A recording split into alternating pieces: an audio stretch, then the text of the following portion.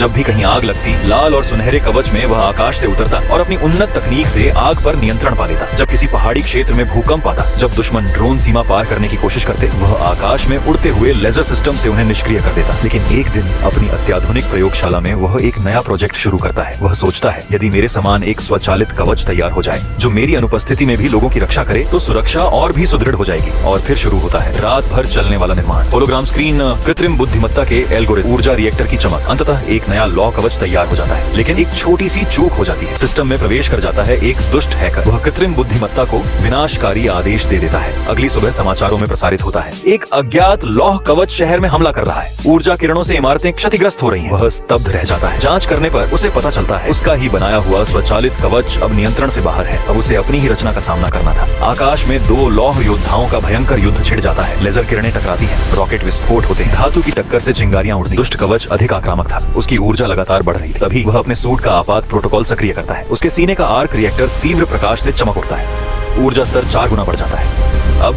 वह केवल एक आविष्कारक नहीं, बल्कि नियंत्रित शक्ति का प्रतीक बन चुका था। एक अंतिम सटीक प्रहार और दुष्ट कवच की ऊर्जा प्रणाली निष्क्रिय हो जाती है। वह नीचे गिर पड़ता है। शहर में शांति लौट आती है।